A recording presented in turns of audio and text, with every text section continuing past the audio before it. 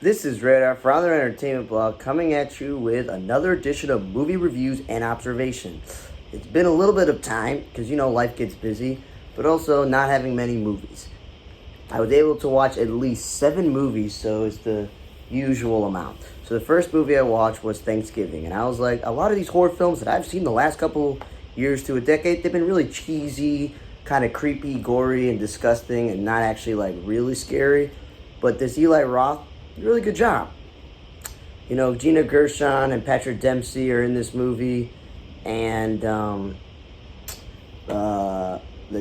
two teenage boys, Milo Manheim, we know from like Disney Channel stuff, and the other guy I know him from being on Rebel, the short-lived Katie Sagal show, and recently on Walker, the remake of that thing. So I knew a lot of the cast, and there was a lot of plot twist and a lot of maybe that person's the killer, maybe that person's the killer. So they did a good job of faking us out so much that we couldn't figure out who exactly the killer was. They had us on a roll thinking it was 1, 2, or 3 people, and it was not.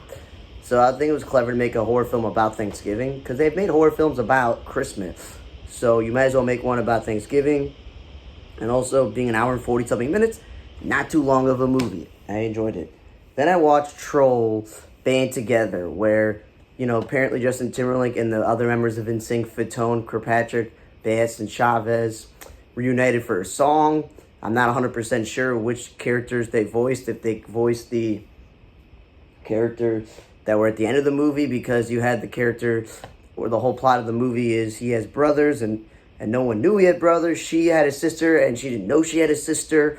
So it was about all of them coming together to defeat these bad guys who were stealing the talent from one of Justin Timberlake's brothers. And again, a lot of singing, a lot of dancing, but there wasn't a lot of the characters from the other movies, like Ron Funches' character and a few of the other characters. McLovin, Chris Mintz, his character with his girlfriend, like, were in it, and they had Kenan Thompson's character, so that was cool. But for the most part, like always, it's an enjoyable movie, very watchable, a lot of songs. It's for all ages, kids and adults will like it. And again, barely 80-something minutes because you got like the long credit scene.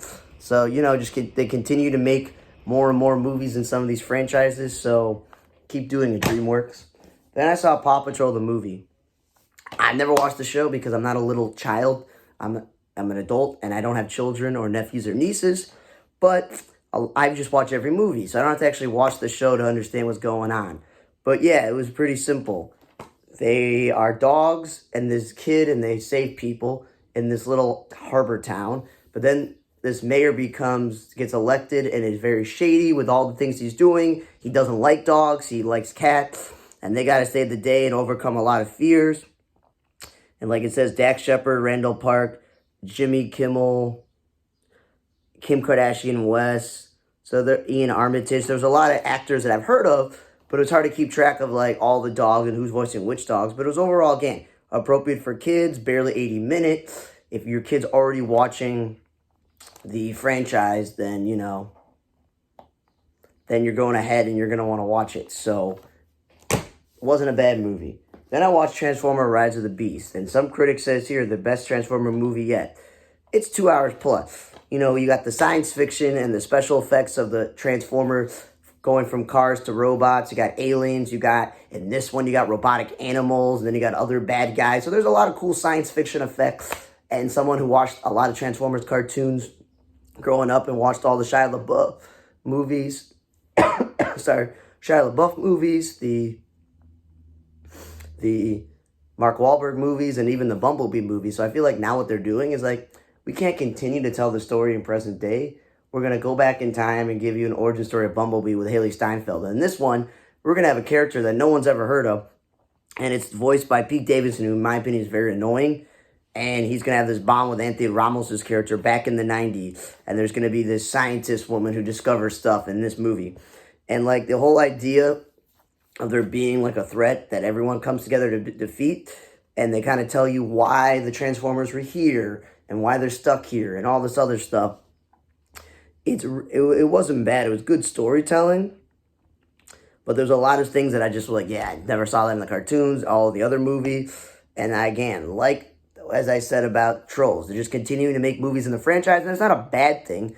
They keep making Planet of the Apes movies and King Kong movies and Godzilla movies and Spider-Man movies and Superman and Batman movies. So Transformers is just one of those things they just continue to make.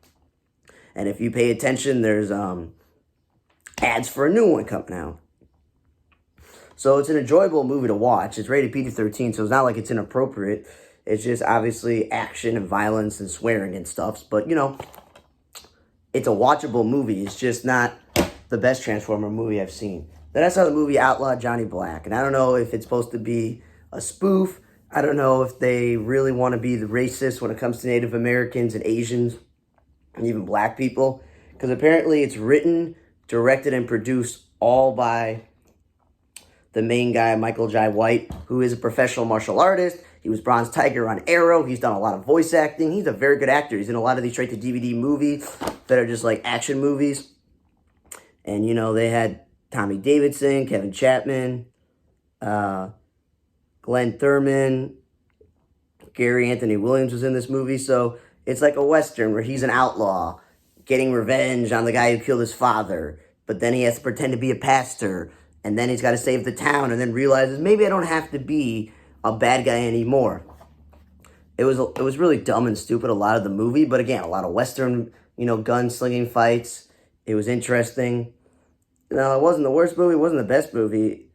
But again, being 136 minutes, that's 2 hours plus. Sorry, Michael. Like, we don't want to sit through a 2 hour plus movie that it's very questionable on the racism and the script not being that great. So it was all right. Then I watched The Creator, and it was a movie I put on in the background as I was doing a lot of stuff. And this is also a 2 hour plus movie as well. And no offense to Denzel Washington, but your son seems to be in a lot of movies that are just not great. I think he was in Tenet, and my dad and I saw that. Not a great movie. You know, this whole movie is centered around him where he's got a wife, and she's pregnant, and then it's about the dystopian future where AI is taking over, and then they're in a war. So they come with a lot of dystopian movies of why the world is ending. But this one is AIs that come back to kill us and stuff. And we're in a war with them. And there's even the AIs who have like human faces and stuff. So it's hard to tell who's what and what's going on. And apparently the whole movie's about him because he was sent to kill something. But it turns out his love of his life is that person. And then the baby's like the special thing that the androids made a baby. The AIs made a baby. Like, I don't know. It was just a lot of stuff in this movie. And Allison Janney's like, I'm gonna get a buzz cut and be this tough general. And then Ken Watanabe is one of the robots with a face. And it's just so confusing. Very boring, actually. Cyril Simpson was in this movie, too. And Gemma Chan is his wife. But it was very confusing. A lot of yakety dialogue about he's no longer doing it. He's missing an arm. All this stuff is just wasted. Like, if this movie was an hour and 40 to hour 50 minutes, under 2 hours, maybe it would have been better because there's just so much junk in this movie that, okay, cool, there's some science fiction with the robots and then the humanoid robots and then all this other stuff, but it's just not a good use of your time if you're just sitting there straight and watching it. Then I watched the movie It Lives Inside. It said it's from the producers of Get Out, but it wasn't made by Jordan Peele. And this also, again, 90-something minutes, and they decided, you know, we've had horror films about all races. We're going to make this movie about like Indian families who come to America and one kid dies and another girl goes missing and this creature came out and it's attacking everybody and it's supposedly a wise tale from an Indian story. Whoever wrote this, it just was not great writing. It was very boring and oh my god, this creature's, you can't see the creature but it's still killing like her boyfriend and attacking other people. It was just like, and then supposedly she ate the creature. I don't know. It was really stupid and weird.